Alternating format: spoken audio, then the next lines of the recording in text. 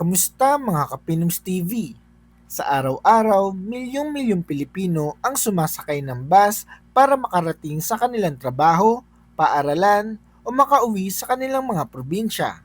Ngunit naisip mo na ba kung gaano kalaki ang mga kumpanyang nagpapatakbo ng mga bus na ito?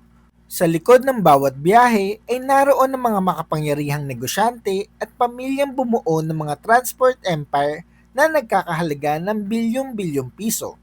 Mula sa iilang bus lamang noong nagsisimula pa sila, lumago ang kanilang mga negosyo hanggang magkaroon ng daan-daan o libu-libong sasakyan na bumabiyahe sa iba't ibang panig ng bansa. Sa video nito, pag-uusapan natin ang 10 pinakamalalaking bus company sa Pilipinas na pagmamay-ari ng mga bilyonaryo at malalaking negosyante. Malalaman natin kung sino ang mga may-ari ng mga kumpanyang ito, gaano kalawak ang kanilang operasyon, ilan ang kanilang mga bus, at bakit sila kabilang sa pinakamalalaking pangalan sa industriya ng pampublikong transportasyon. Handa ka na ba? Simulan na natin. Number 10, Fariñas Transit Company. Sa ika-10 pwesto ay ang Fariñas Transit Company, isa sa mga pinakamatandang provincial bus operators sa Hilagang Luzon. Itinatag noong dekada 1950 na kilala ang kumpanya sa pagbibigay ng komportableng biyahe mula Metro Manila patungong Ilocos Norte, Ilocos Sur, La Union at iba pang karatig lalawigan. Sa paglipas ng mga dekada, naging isa ito sa mga pangunahing transport provider sa Far North Luzon at nakilala rin sa kanilang mga first class at luxury coach services. Ang kumpanya ay konektado sa pamilyang Fariñas, isang kilalang angkan ng mga negosyante at politiko sa Ilocos Norte. Tinatayang mayroon na itong 150 hanggang 250 bus units, bagamat nagbabago ang aktwal na bilang depende sa operasyon at modernisasyon ng fleet. Ang kanilang mga terminal sa Cubao at Pasay ay kabilang sa mga pinaka-busy para sa rutang Hilagang Luzon. Bukod sa regular air-conditioned buses, nag-aalok din sila ng premium sleeper at deluxe coaches upang makasabay sa lumalaking kompetisyon sa industriya ng pampublikong transportasyon. Bagamat hindi inilalabas sa publiko ang eksaktong kita ng kumpanya dahil pribado itong pagmamay-ari, tinatayang nasa 500 million pesos hanggang 800 million pesos ang halaga ng kanilang assets at taunang operasyon. Ang pagtatayang ito ay batay sa laki ng fleet, lawak ng ruta at mga pampublikong record mula sa industriya ng transportasyon. Hanggang ngayon, nananatiling isa ang Fariñas Transit sa mga pangunahing pangalan kapag usapang biyahe patungong Ilocos Region. Number 9, DLTB Company. Sunod sa ating listahan ay ang DLTB Co na nangangahulugang Del Monte Land Transport Bus Company.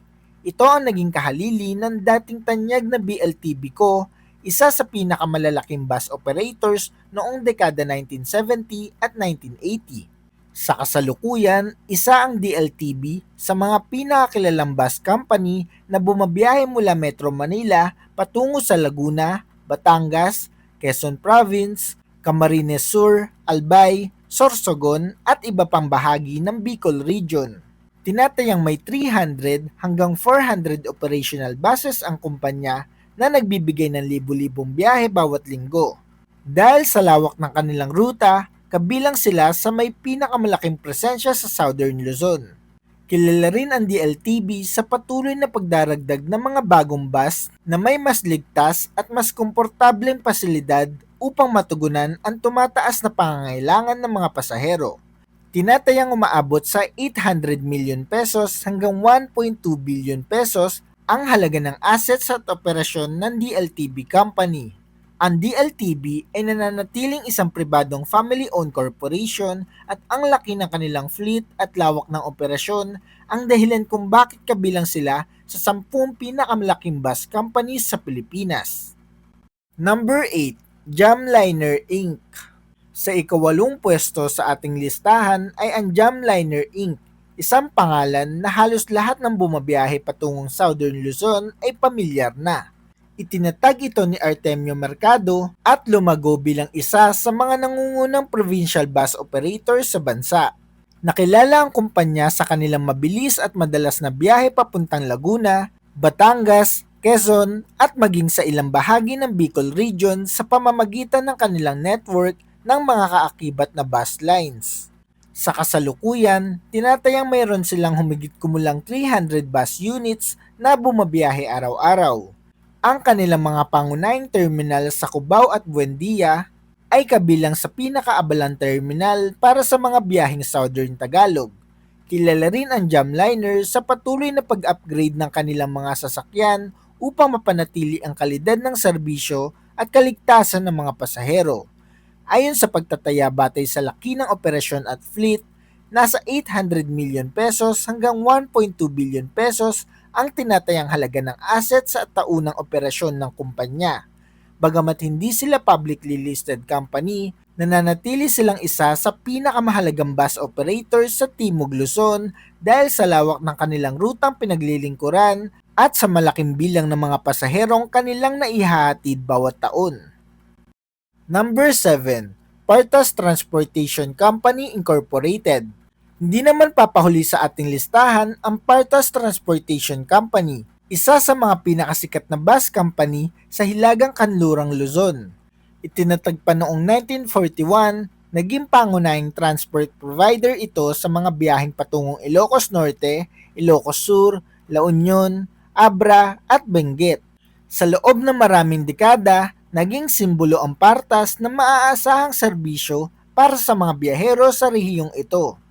Ang kumpanya ay pagmamay-ari ng pamilyang Singson, kabilang ang kilalang negosyante at dating gobernador ng Ilocos Sur na si Luis Chavit Singson, na kinikilalang isa sa mga bilyonaryong personalidad sa bansa. May tinatayang 300 hanggang 400 bus units ang Partas Transportation na bumabiyahe araw-araw sa iba't ibang ruta sa Hilagang Luzon.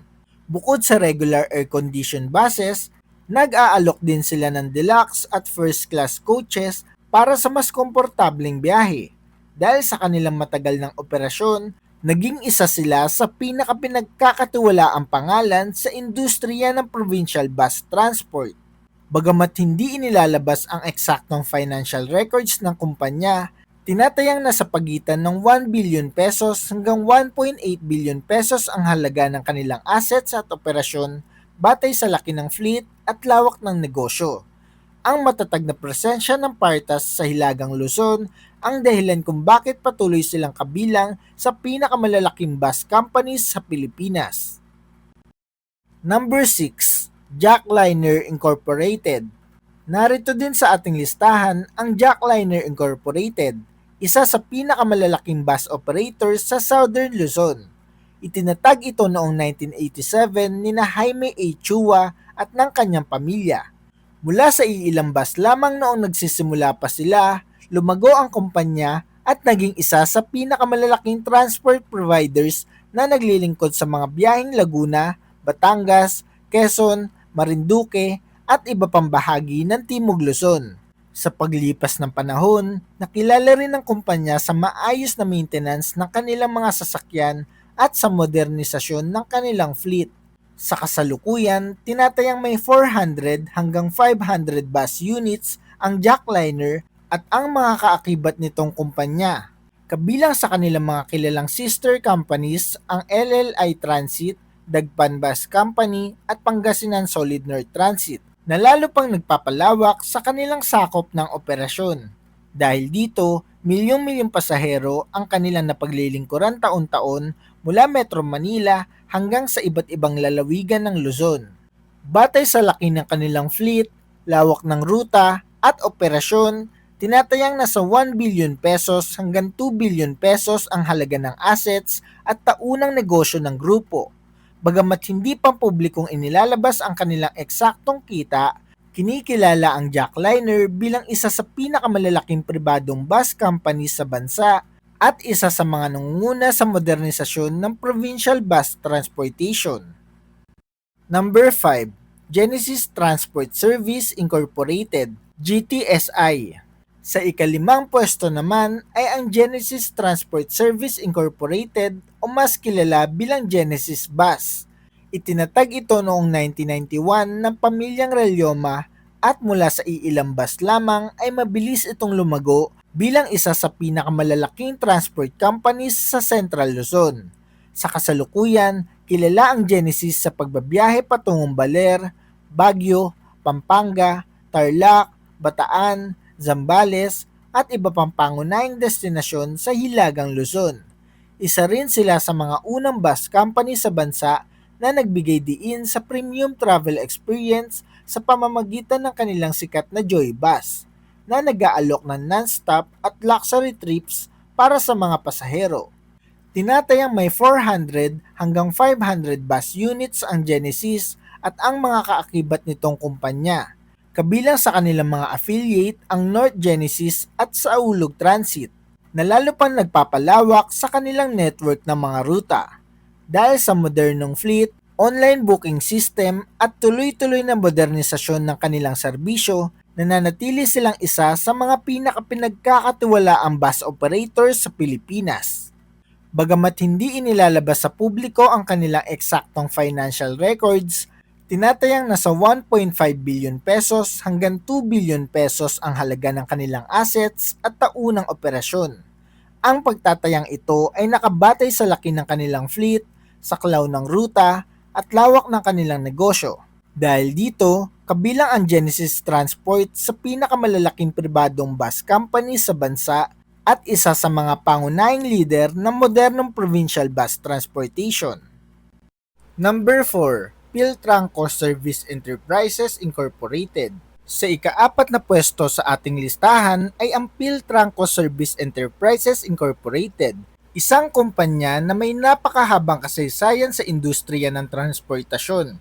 Nagsimula ito noong 1914 bilang Alatco o Al-Amin Transportation Company, dahilan upang kilalanin ito bilang pinakamatandang bus company sa Asia na patuloy na kinikilala hanggang ngayon. Sa kasalukuyan, ang Philtranco ay konektado sa negosyo ni Jose Pepito Alvarez at sa mga kumpanyang nasa ilalim ng Centennial Transport Group. Kilala sila sa mahahabang rutang bumabiyahe mula Metro Manila patungong Bicol Region, Samar, Leyte at maging sa ilang bahagi ng Mindanao sa pamamagitan ng Strong Republic Nautical Highway. May tinatayang 400 hanggang 600 bus units ang Philtranco at ang mga kaakibat nitong kumpanya. Isa sila sa kakaunting bus operators na nag-aalok ng napakahabang biyahe na gumagamit ng roll-on, roll-off o Ro-Ro ferry system upang marating ang Visayas at Mindanao. Sa loob ng mahigit isang siglo, naging mahalagang bahagi sila ng pampublikong transportasyon sa Pilipinas. Batay sa laki ng kanilang operasyon at lawak ng kanilang network, tinatayang nasa 1.5 billion pesos hanggang 2.5 billion pesos ang halaga ng assets at taunang operasyon ng grupo. Bagamat dumaan ang kumpanya sa iba't ibang bahagi ng pamunuan at restructuring sa mga nakaraang taon, nananatiling isa ang Philtranco sa pinakakilalang pangalan sa kasaysayan ng transportasyon sa bansa. Number 3, 5-Star Bus Company. Sa ikatlong pwesto naman sa ating listahan ay ang 5-Star Bus Company, isa sa pinakamabilis lumaking bus operators sa Luzon. Ang kumpanya ay pagmamay-ari ng pamilyang Hernandez na siya ring may malapit na kaugnayan sa Victory Liner Group. Sa paglipas ng mga taon, pinalawak nila ang kanilang operasyon hanggang maging isa sa pinakamalaking provincial bus companies sa bansa.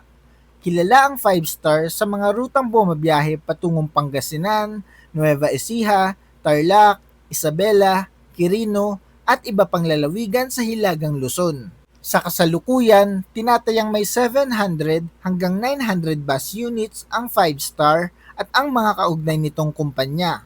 Kasama sa kanilang mas malawak na grupo ang Bicol Isarog Transport System, First North Luzon Transit at Luzon Cisco Transport na nagpapalawak pa sa kanilang sakop ng operasyon. Dahil sa lawak na kanilang fleet at dami ng mga terminal, milyong-milyong pasahero ang kanilang napaglilingkuran bawat taon. Batay sa laki ng kanilang negosyo, tinatayang nasa 2 billion pesos hanggang 3 billion pesos ang halaga ng kanilang assets at taunang operasyon.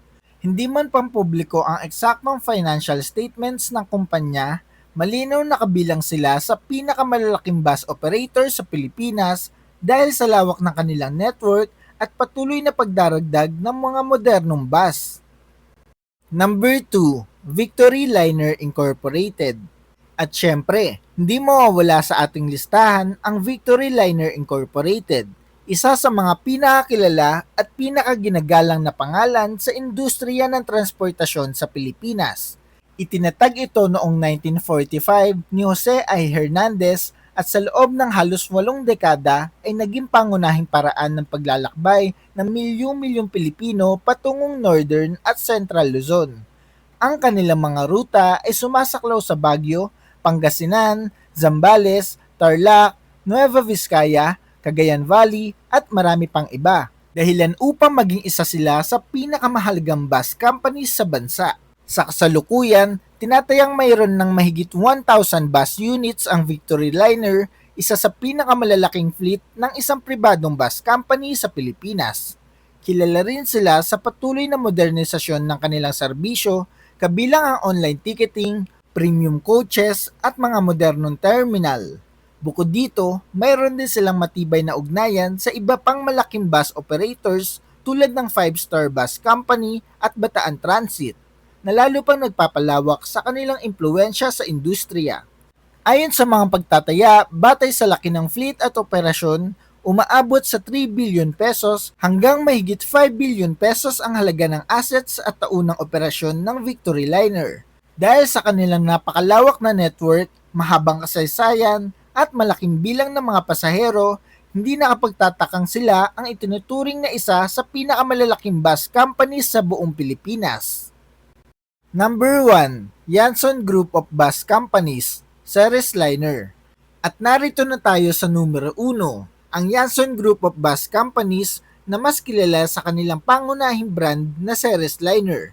Ang grupong ito ay pagmamay-ari ng pamilyang Yanson, isa sa pinakamayayamang pamilya sa industriya ng transportasyon sa Pilipinas. Nagsimula lamang sila bilang isang maliit na bus operator sa Negros Occidental noong dekada 1950, ngunit sa pamamagitan ng sunod-sunod na pagpapalawak at pagkuha ng iba pang bus companies, nabuo nila ang pinakamalaking bus empire sa bansa. Sa kasalukuyan, pinamumunuan ng iba't ibang miyembro ng pamilya Yanson ang iba't ibang bahagi ng negosyo matapos ang ilang taong corporate restructuring. Ang Yanson Group ang may pinakamalaking bus fleet sa Pilipinas na tinatayang may mahigit 4,800 bus units at higit 18,000 empleyado bago ang pandemya. Ang kanilang operasyon ay sumasaklaw sa malaking bahagi ng Visayas, Mindanao at ilang ruta sa Luzon. Binubuo rin sila ng maraming subsidiary tulad ng Valacar Transit Incorporated, Ceres Liner, Bachelor Express, Rural Transit Mindanao, Mindanao Star at Southern Star. Dahil sa laki ng kanilang operasyon, madalas silang kilalanin pinakamalaking bus company hindi lamang sa Pilipinas kundi isa rin sa pinakamalaki sa Timog Silangang Asya.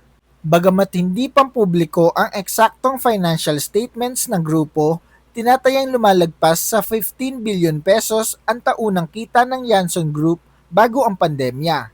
Ang lawak ng kanilang fleet, bilang ng empleyado at dami ng rutang kanilang pinaglilingkuran ang dahilan kung bakit nananatili silang walang kapantay sa industriya ng pampublikong transportasyon sa bansa. Mula sa iilang bus lamang ilang dekada na ang nakalipas, naging isang napakalaking transport empire ang Yanson Group. Isang patunay na sa tamang pamamahala at patuloy na pag-unlad, maaaring mabuo ang isang negosyong naglilingkod sa milyong-milyong Pilipino araw-araw. At iyon nga mga Kapinoms TV, ang 10 pinakamalalaking bus company sa Pilipinas na bumuo ng mga transport empire na nagsisilbi sa milyong-milyong pasahero taon-taon. Bagamat pribado ang karamihan sa mga kumpanyang ito at hindi inilalabas ang kanilang eksaktong kita, malinaw na ang lawak ng kanilang fleet, dami ng empleyado at sakop ng kanilang mga ruta ay patunay ng kanilang napakalaking ambag sa industriya ng transportasyon at sa ekonomiya ng bansa. Ngayon, kayo naman ang tatanungin ko, alin sa mga bus companies na ito ang madalas mong sinasakyan? Mayroon bang bus company na sa tingin mo ay nararapat ding mapasama sa listahang ito? Ibahagi ang inyong sagot sa ibaba sa comment section para mapag-usapan natin yan. Kung nagustuhan mo ang video na ito, huwag kalimutang i-like, i-share ang video at mag-subscribe sa ating channel para updated ka sa mga paparating pa nating videos. Mga Kapinoms TV, maraming salamat sa panonood. Hanggang sa muli, ito ang Pinoms TV.